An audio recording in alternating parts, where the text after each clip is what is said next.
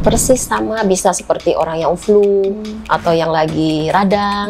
Mungkin itu ikan asin termasuk yang dikategorikan yang bisa memprovokasi untuk pengobatan kanker itu sendiri. Ada yang kita kenal kemoterapi. Selamat datang di Teman Sehat Podcast. Di sini, teman sehat bisa dapat informasi terkini tentang kesehatan langsung dari ahlinya. Stay safe, stay healthy. Halo teman sehat semua, selamat datang di acara podcast Rumah Sakit Sin Karolus Sumarekon Serpong. Kembali lagi saya Dr. Rita menyapa kalian semua yang pastinya di episode-episode sebelumnya sudah ketemu. Sekarang kita ketemu di episode kali ini yang tidak kalah seru. Hari ini kita akan membahas mengenai benjolan di leher. Yuk kenali gejala kanker nasofaring. Nah, kita akan sama-sama menjelajahi tanda-tanda awal ya yang bisa saja terlihat sepele nih, seperti benjolan di leher. Padahal ternyata bisa merupakan suatu gejala awal dari kanker nasofaring. Untuk itu hari ini saya telah mengundang narasumber kita. Beliau adalah ahli nih di bidang onkologi atau ahli di bidang kanker nih ya, terutama kanker nasofaring. Langsung saja saya mau sapa beliau, Dr. Jenny, spesialis THT, BKL, subspesialis onkologi konsultan. Komplit nih ya. Halo Dr. Jenny. Halo Dr. Rita. Sehat dok? Sehat. Terima Luar kasih Dr. Rita. biasa. Luar biasa. Dokter, terima kasih sudah hadir di acara podcast pada episode kali ini. Nah dok, seperti tadi udah saya sampaikan di awal nih ke teman sehat semua, kita akan bahas mengenai benjolan di leher. Yuk kenali sebagai salah satu gejala daripada kanker nasofaring.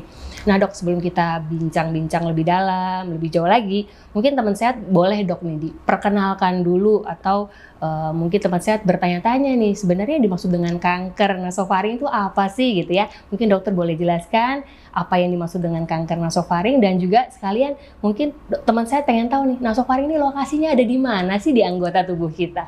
Silakan dokter. Oh iya, terima kasih Dr. Rita atas pertanyaannya. Jadi kanker nasofaring itu adalah suatu keganasan yang letaknya ada di organ nasofaring. Keganasan itu dia mempunyai kemampuan untuk menyebar di organ selain di nasofaring. Jadi kalau yang dimaksud dengan nasofaring itu sendiri letaknya di mana? Nasofaring itu adalah organ yang letaknya ada di hidung. Kalau kita lihat dari hidung, kita lurus ke belakang dan dinding belakang dari hidung itu adalah nasofaring. Jadi yang biasa kita sering lakukan swab ya itulah swab PCR, itu letaknya di nasofaring. Jadi kalau kanker nasofaring ya adanya tumor di dalam nasofaring itu sendiri. Oke, berarti kurang lebih kesimpulannya adanya suatu tumor atau keganasan di daerah belakang hidung kita ya dok ya. Oke.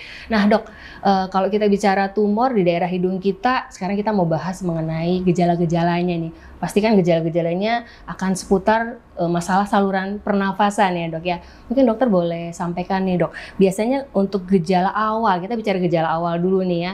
Untuk kanker nasofaring ini apa sih yang biasanya pasien sering keluhkan atau yang dokter tahu nih teorinya bagaimana dok? Justru kalau gejala awal itu dia tidak spesifik dengan seperti kanker nasofaring ya. Jadi dia lebih persis sama, bisa seperti orang yang flu atau yang lagi radang. Dia ada keluhan yang rasanya tidak nyaman di telinga, seperti kalau kita lagi naik pesawat ada perbedaan tekanan, sensasinya seperti itu, bisa rasa penuh, rasa tidak oke untuk mendengar, tidak jernih. Jadi yang bisa hilang timbul Dokter Rita. Jadi tidak terlalu spesifik dia ya. Apakah itu kanker atau itu tumor atau itu infeksi, itu tidak selalu spesifik. Jadi kliennya bisa sama dengan yang seperti penyakit-penyakit yang lain. Flu biasanya ya, gitu ya dok. Biasanya seringkali pasien datangnya ini seperti flu biasa aja, minum obat flu reda, seperti itu. Mungkin yang harus diwaspadain gitu. Oke, jadi gejala awalnya ternyata sangat-sangat ini ya dok, ya umum sekali. Betul. Ya. Bahkan kalau tadi dokter sampaikan, saya lihat mirip banget ya dengan gejala-gejala influenza ya. Iya. Nggak enak di tenggorokan, ada pilek, ada juga tadi dokter bilang telinga rasanya penuh atau kadang-kadang mungkin ada berdenging juga gitu ya dok ya.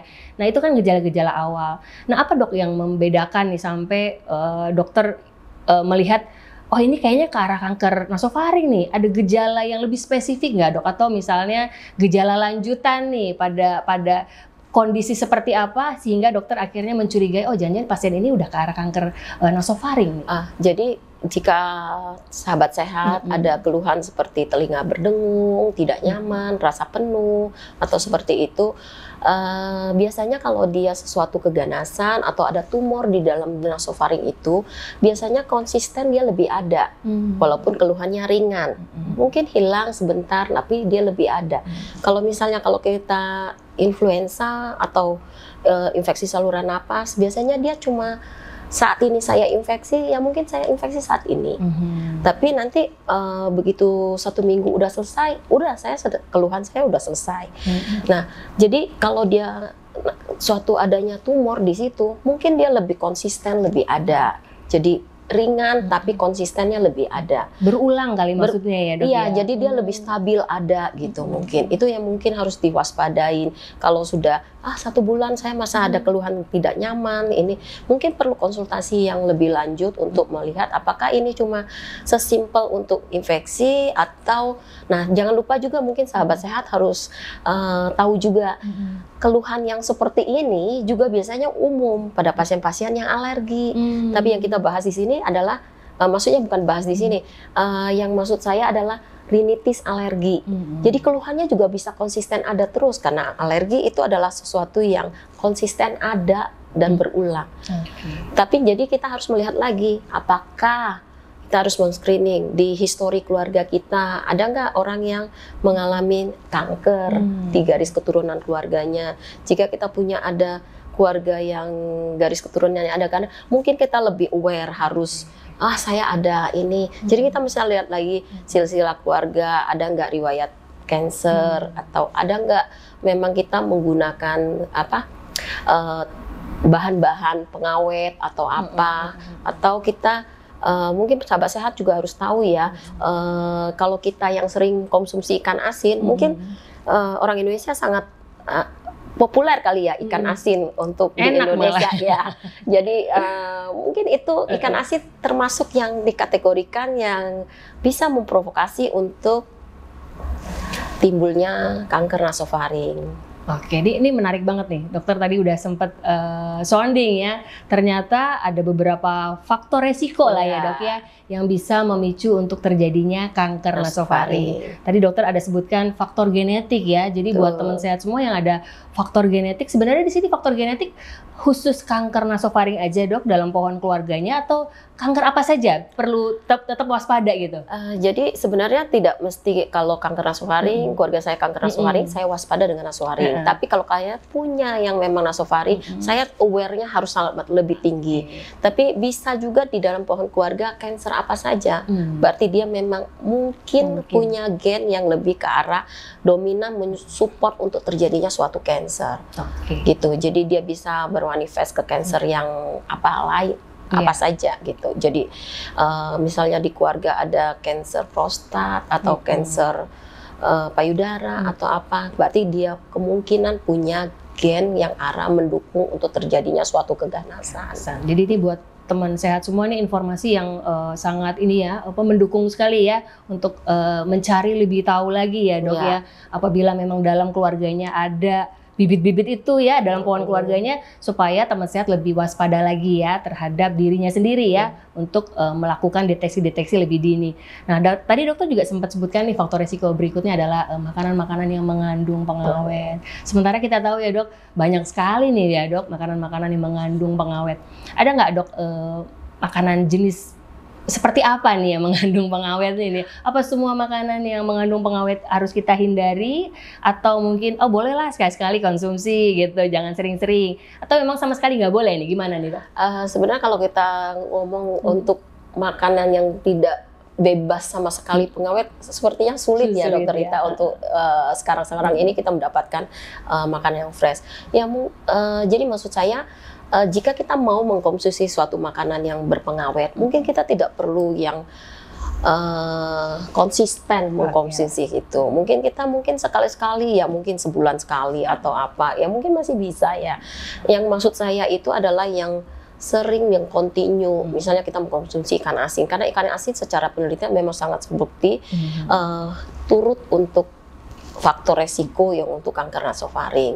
Jadi mungkin ikan asin ya mungkin setahun sekali, sebulan 3 kali atau berapa gitu. Masih boleh lah ya. Mungkin boleh. Yang dimaksud saya mungkin lebih sering, misal sehari, sebulan, berapa dalam seminggu. Jadi makanan harian rutin, gitu. Okay. Jadi rasanya kalau untuk bebas sama makanan pengawet kemungkinan besar sangat sulit ya untuk makanan. Iya, dan apalagi kan makanan itu emang banyak dikonsumsi oleh orang Indonesia. Betul. Ya kan senang makanan ikan asin, benar ya. Jadi ini juga harus diwaspadai nih ya oleh teman sehat semua ya. Nah dok, tadi ada 2 ya, faktor genetik, faktor makanan yang mengandung bahan pengawet. Ada lagi nggak dok faktor-faktor resiko lain yang bisa menyebabkan sebenarnya faktor resiko kanker itu sendiri, sebenarnya kanker itu adalah suatu multifaktorial ya, tidak satu faktor yang menentukan, oh keluarga saya ada kanker, saya pasti kanker, ya tidak, tapi berapa banyak faktor resiko yang mensupport untuk terjadinya suatu keganasan. Jika kalau satu gen saya nggak punya, tapi lifestyle saya supportnya besar, terus ya kemungkinan terjadi bisa. Jadinya kalau memang kita punya misalnya faktor resiko dari keluarga sudah punya kanker, justru kita memang sangat aware, lebih enak, lebih ngerti, oh saya punya, jadi saya lebih waspada. Mungkin konsumsi yang makan pengawet kita bisa pilih yang lebih aman, yang kira-kira kan kita bisa mencari yang pengawet yang mana lebih aman yang bisa kita konsumsi gitu mungkin Dokter Rita. Jadi tidak single faktor sih sebenarnya. Jadi sangat ya. multifaktorial kalau kanker. Nah dok, kita kembali lagi nih ke gejala ya dok ya. Tadi kan dokter udah sebutin ya beberapa gejala yang awal dan juga gejala yang lanjut. Nah, saya mau bahas sekarang mengenai ini dok, benjolan ya, karena banyak juga ternyata gejala daripada kanker nasofaring ini pasien-pasien mengeluh ada benjolan gitu. Nah, apakah ada spesifik nih dok kriteria benjolan seperti apa sih dok yang kira-kira kita curiga, oh jangan-jangan nih benjolannya ke arah kanker nasofaring nih, atau jangan-jangan benjolan biasa aja. Menurut dokter seperti apa benjolannya? Sebenarnya kalau kita melihat benjolannya sendiri, ya mungkin sama dengan semua tumor yang lain ya. Kalau benjolannya ya bulat seperti itu sama, penampakan fisiknya mungkin sama ya Dokter Rita.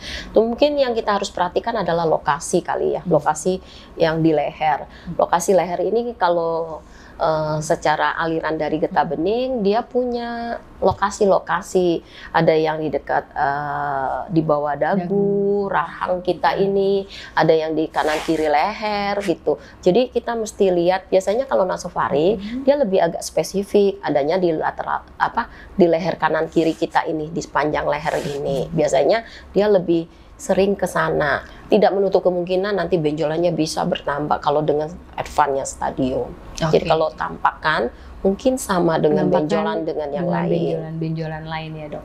Berarti kalau misalnya pada penyakit-penyakit karena infeksi lain ya, penampakannya berarti mirip-mirip ya dok ya? Iya, cuma kalau misalnya infeksi, biasanya kan infeksi itu adalah suatu adanya invasi kuman, bisa virus ke dalam organ tubuh kita. Jadi kalau kita membahas namanya infeksi yang ada kelenjar, terjadinya pembesaran di kelenjar karena infeksi, biasanya dia tidak jauh dari misalnya ada infeksi di dalam rongga mulut, di rongga hidung, atau juga bisa karena infeksi yang mungkin agak populer juga ya di Indonesia, yang dari TBC juga bisa dia ada di leher. Tapi biasanya kalau dia infeksi di dalam rongga mulut atau di rongga hidung, dia biasanya lokasinya agak sedikit berbeda Dokter Ida. Biasanya dia aliran pembuangannya ke kelenjar getah beningnya dia biasanya lebih ada di daerah di dagu. Biasanya di sini. Kalau kita sakit menelan, radang, biasanya ada terasa benjolan di sini.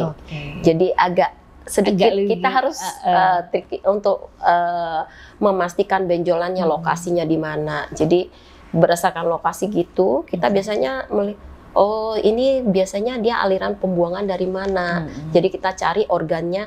Kalau benjolan di sini, oh saya lihat ada di rongga mulutnya, ada nggak infeksi dari amandel, dari gigi, geligi juga bisa ada benjolan. Tapi jangan lupa juga kalau misalnya infeksi, biasanya infeksinya reda, benjolannya juga ikut reda, akan hilang. Biasanya tidak lama akan menetap kalau infeksi akut kayak gitu. Kalau kanker gitu dok, benjolannya cukup lama menetap atau bisa hilang juga dok? Kalau dia suatu keganasan atau kanker, ya tidak. Tidak, oke. Ini mungkin salah satu yang membedakan betul, juga ya. ya. Okay. Dia malah konsisten akan bertambah ukuran. Jadi dia tidak akan menghilang. Tidak akan Jadi menghilang. mungkin itu yang perlu sahabat sehat perhatikan. Perlu perhatikan ya. Ternyata benjolannya ada nih ya, sedikit pembeda ya. Pada kanker ternyata benjolannya dia bisa menetap ya dok, bahkan progresnya ada ya, bisa bertambah besar ya, atau bertambah nyeri juga bisa ya dok ya. Kalau nyeri mungkin ya dokter Rita, kalau benjolannya sangat besar sehingga akan mengganggu aktivitas kegiatan kepala kita untuk menoleh ke kanan kiri, itu mungkin sensasi bukan lebih ke nyeri kali ya, mungkin agak sedikit tergang, sakit, tapi bukan yang seperti nyeri. Mungkin itu yang sangat kita harus bedakan. Jika ada benjolan yang terasa nyeri, mungkin kita berpikir itu ada suatu infeksi mungkin dokter Rita.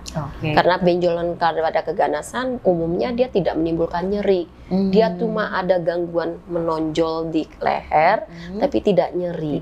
Tapi kalau ukurannya sangat besar, sekitar 4-6 cm, mungkin itu akan mengganggu pergerakan sehingga kulit kita agak terlihat tidak nyaman rasanya. Mungkin lebih ke sensasi seperti itu kali ya dokter Rita. Dan memang lebih baik sebenarnya ya dok, kalau memang teman sehat ada keluhan benjolan yang dirasa sudah cukup lama, ya jangan diabaikan ya dok. Ada baiknya untuk melakukan konsultasi ya lebih lanjut dengan ahlinya. Nah dok, saya lanjutkan nih dok. Menurut pengalaman dokter sendiri nih, dokter pasti juga banyak ya ketemu pasien-pasien yang mengalami kanker nasofaring. Nah bagaimana cara dokter nih menegakkan diagnosa pasien ini sampai dokter nyatakan, oh ini kamu kena kanker nasofaring ini, mulai dari mungkin keluhan sampai pemeriksaan apa saja yang support untuk dokter menegakkan diagnosa kanker. Iya, jadi biasanya kalau pasien datang dengan seperti misal datang ke saya gitu ya, dengan benjolan di leher. Yang pasti pertama kita adalah anamnesis seperti yang tadi kita tanya, awal mula dia merasakan benjolan itu sejak kapan. Waktunya kita harus tahu, apakah waktunya dalam waktu yang rentang cepat, lumayan cepat untuk membesar. Kita pasti memikirkan thinking, oh ini mungkin suatu keganasan karena dia lebih cepat membesar. Terus kita anamnesis lagi, apakah dia punya keluhan yang lain selain benjolan? Ya tadi kita bahas di awal, ada nggak sebelum benjolan ini muncul, ada nggak keluhan seperti telinga nggak nyaman, berdengung, rasa penuh, atau mungkin harus sangat yang akan diperhatiin juga gini kali ya dokter Rita. Kita tadi saya lupa belum sempat membahas, adanya lendir biasanya, lendir yang dari hidung yang agak sedikit kemerahan. Jadi kalau kita bilang itu seperti mimisan, dia tidak seperti itu sebenarnya mimisan. Jika tumornya kecil biasanya dia cuma ada lendir ingus yang bercampur yang agak sedikit merah sedikit. Kadang kalau udah agak lama dia di dalam itu biasanya agak kecoklat-coklatan merah kayak gitu. Jadi lendir yang bercampur kemerahan darah gitu. Tapi kalau biasanya tumornya sudah membesar di nasofaring, sometimes memang akan terlihat mimisan yang lebih kelihatan ya.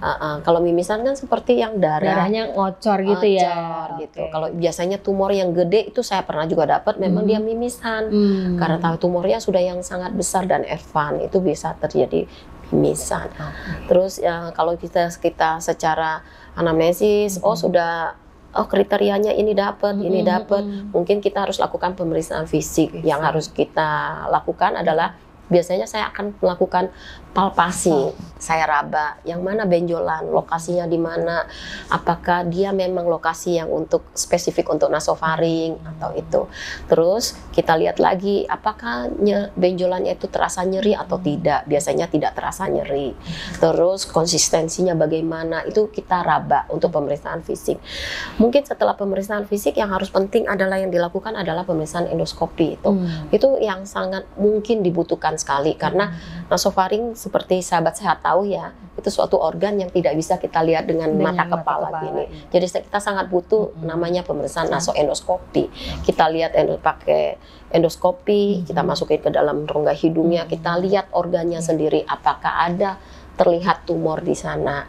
Jika kita melihat adanya suatu benjolan di nasofaring itu sendiri, biasanya kalau dia tumor atau keganasan, dia biasanya cenderung rapuh, jadi dia lebih gampang berdarah. Biasanya kita senggol sedikit dia lebih berdarah. Jadi kita lihat bentuk benjolan, apakah dia lebih kemerahan, lebih banyak pembuluh darah, gampang pecah, jadi lebih ini. Kalau dia terlihat fine, bisa juga kita nasofaringitis yang orang yang suka makan itu, tapi biasanya agak sedikit berbeda. Jika kita menemukan adanya benjolan seperti itu, next apa yang harus kita lakukan gitu kan? Setelah pemeriksaan nasoendoskopi gitu, kita periksa juga. Kalau pemeriksaan endoskopi sebaiknya memang kita harus periksa lengkap. Tidak hanya nasofaring yang kita nilai, kita juga harus nilai organ-organ sekitar di nasofaring. Apakah itu memang cuma muncul pertama di nasofaring ataukah memang dari yang lain. Jadi kita memang harus melihat screening di orofaringnya sampai ke laring. Kita harus lihat semua untuk mengidentifikasi dengan baik. Yang kedua, mungkin yang setelah kita menemukan seperti itu, kita akan melakukan CT scan. Jadi kita akan melakukan CT scan untuk melihat nasofaring, karena yang kita lihat dengan endoskopi, kita hanya melihat paparan yang paling depan. Kita nggak bisa lihat organ yang di belakang, di tulangnya, setelahnya apa, dia sudah melewas kemana nasofaring tumor itu sendiri. Jadi biasanya kita butuh CT scan.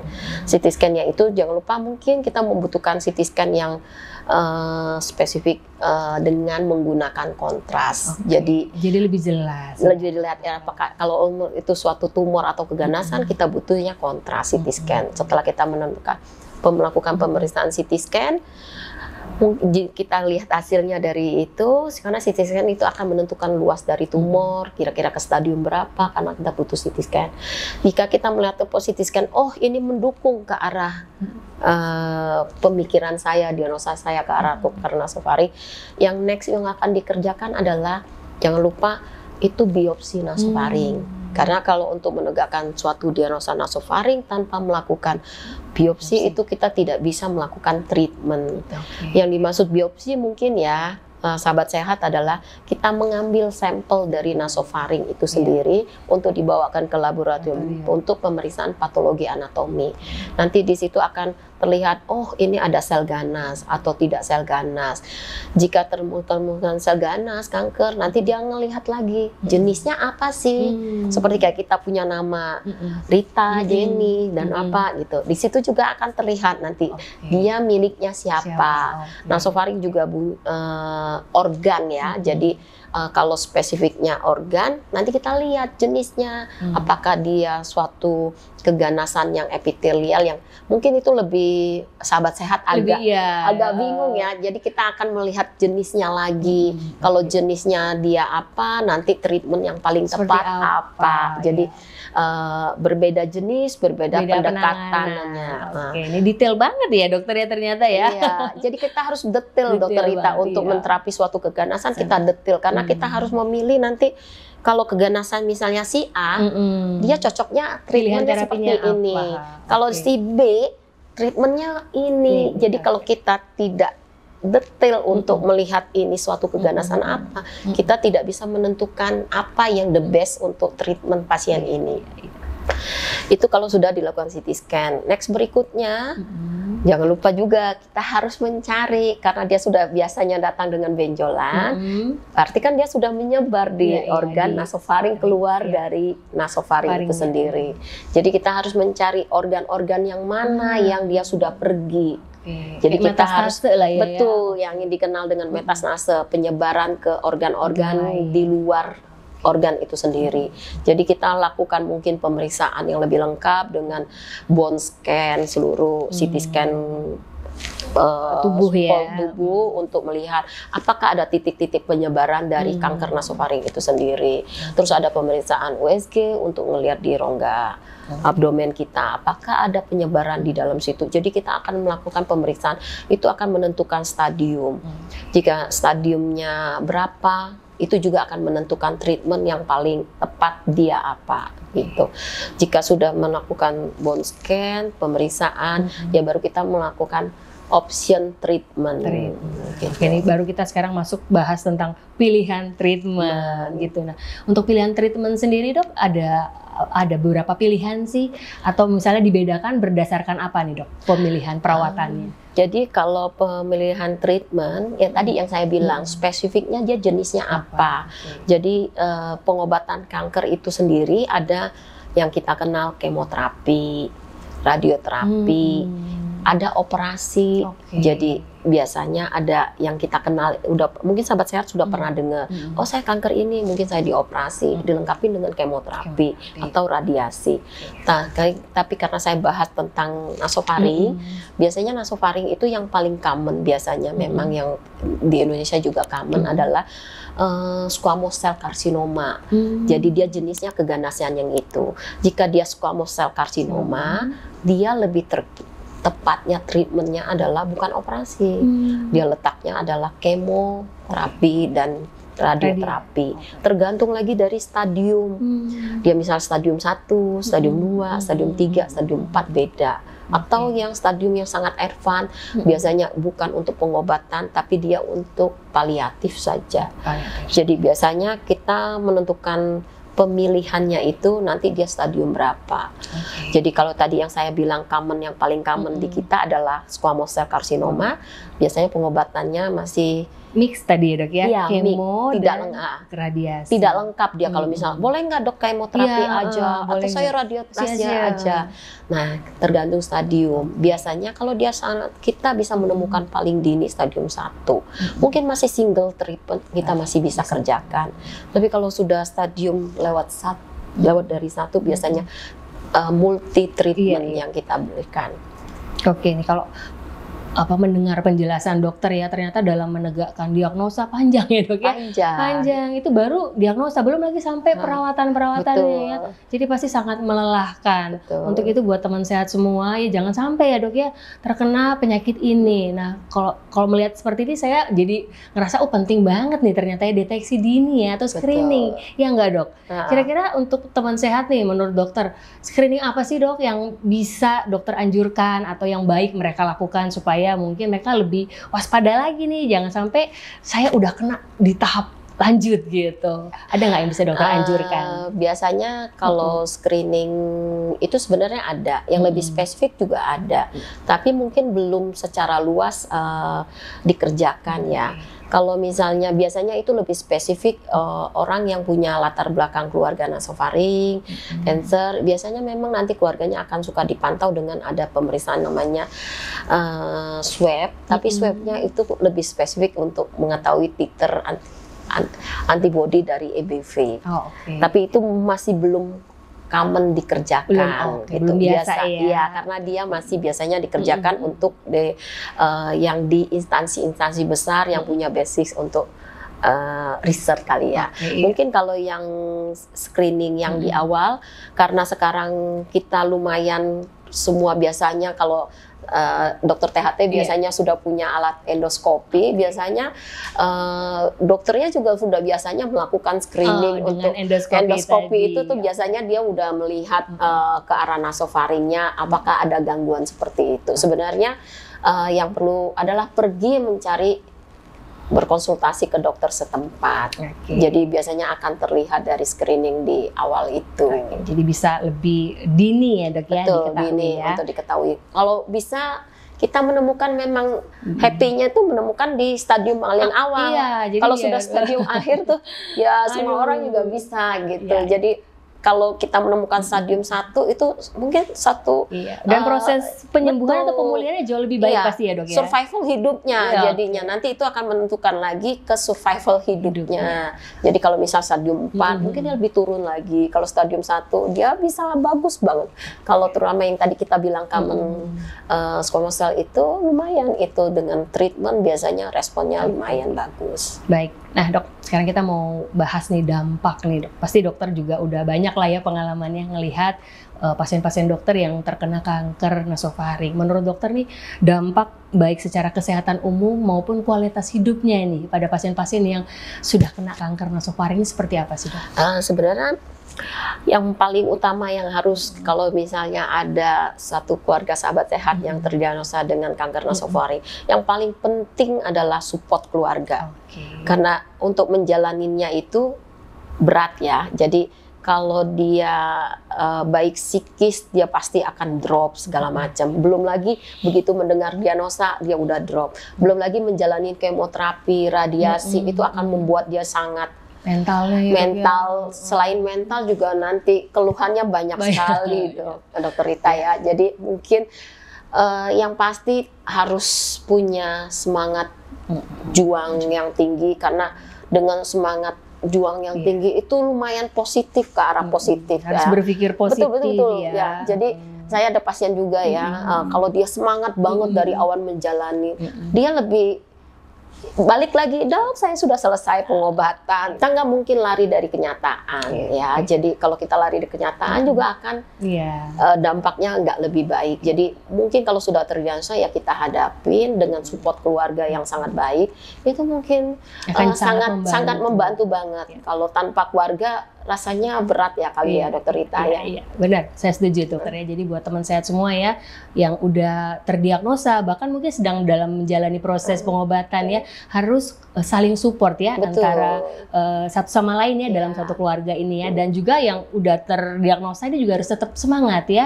Harus punya daya juang yang tinggi. Lumayan Dokter Rita. Saya juga ada pernah dapetin udah stadium 4 juga, dia balik dengan itu lumayan ini. Jadi inti poinnya adalah positive thinking untuk menghadapi apa yang ke depan gitu. Itu jauh lebih tidak terasa berat dibanding kalau dari awal udah terasa sangat berat kali ya, Dokter Rita. Berusaha terus dan berdoa pasti Dok ya. Oke, baik. Nah Dok, tanpa terasa nih kita udah ngobrolnya banyak sekali ya. Dokter juga udah memberikan banyak sekali informasi seputar kanker nasofaring. Nah mungkin sebagai penutup nih Dok, dokter boleh dong kasih pesan atau tips nih barangkali ya, baik buat teman sehat yang belum terpapar ya, semoga nggak terpapar gitu ya. Boleh juga pesan-pesan buat teman-teman yang sedang menjalani proses terapi. Apa kira-kira pesan-pesan yang mungkin membuat mereka semangat menjalani proses-proses ini? Silakan Dok. Jadi mungkin sahabat sehat pesannya adalah jika tadi karena topik kita hari ini adalah mengenali benjolan di leher, jika merasa ada benjolan di leher, mungkin perlu mencari konsultasi setempat. Apakah ini benjolan ini suatu keganasan atau benjolan ini cuma simple saja kali ya Dokter Rita. Yang pertama itu, yang kedua mungkin yang tadi yang pasca pasien yang menjalani yang sedang menjalani terapi biasanya ya harus positive thinking, semangat jalanin, bahkan semuanya mungkin akan menjadi lebih baik gitu. Mungkin itu lebih baik kali ya Dokter Rita. Jadi pesannya ya mungkin ini ya sahabat sehat yang harus diperhatikan juga, mungkin cobalah berusaha untuk mengurangi makanan yang tadi saya sebutkan seperti ikan asin, mungkin frekuensinya lebih dikurangin, atau makanan yang berpengawet kan kita bisa mungkin nggak terlalu sering makan junk food atau segala macam, berusaha makanan rumah mungkin ya. Jadi kalau memang sekali-sekali mau ya mungkin boleh. Nanti kalau kok nggak boleh sama sekali ya nggak juga. Ya mungkin hindarin makanan yang pengawet. Bijaksana memilih makanan, terus yang kalau memang di pohon keluarga punya ada keturunan genetik dari cancer, mungkin lebih waspada diri untuk melakukan pemeriksaan berkala. Iya, oke. Intinya mencegah lebih baik. Betul, ya daripada mengobati. Iya, dan deteksi dini, screening awal juga jangan lupa dilakukan lebih baik ya. Jadi semakin dini semakin bagus pemulihannya. Untuk pemulihannya. Oke, baik. Dokter Jenny, terima kasih banyak ya buat segala informasi yang udah dokter sampaikan. Saya percaya apa yang kita bincang-bincang hari ini pasti sangat bermanfaat buat teman sehat semua. Nah, buat teman sehat semua, ketahuilah bahwa menjaga kesehatan dan mendeteksi masalah sejak dini adalah langkah penting untuk meraih kesembuhan yang lebih baik. Jika Anda memiliki keluhan atau pertanyaan seputar masalah kanker nasofaring ya, jangan ragu nih untuk datang berkonsultasi lebih lanjut di Rumah Sakit Sin Karolus Sumarekon Serpong. Nanti bisa langsung mencari ya jadwal praktek Dokter Jenny nih ya. Jadi nanti bisa mendapatkan penjelasan-penjelasan yang lebih baik ya. Dan juga pemeriksaan kesehatan rutin nih juga memiliki peran penting dalam menjaga kesehatan dan mendeteksi potensi masalah kesehatan sejak dini. Nah, apabila ada teman sehat yang ingin melakukan pemeriksaan medical check up, ya jangan lupa nih untuk melihat paket-paket yang tersedia di Rumah Sakit Sin Carolus Summarecon. Nanti bisa langsung kunjungi website kami di www.carolusummarecon.com ya. Nah, akhir kata saya Dr. Rita dan saya mewakili Dr. Jenny ya dok. Kami mengucapkan terima kasih sudah bergabung di episode kali ini. Semoga apa yang kami diskusikan ya akan memberikan banyak manfaat dan berguna buat teman sehat semua. Oke, baiklah saya undur diri. Sampai ketemu di acara podcast-podcast lainnya. Terima kasih dan salam sehat. Nah, penasaran kan? Nantikan di part selanjutnya.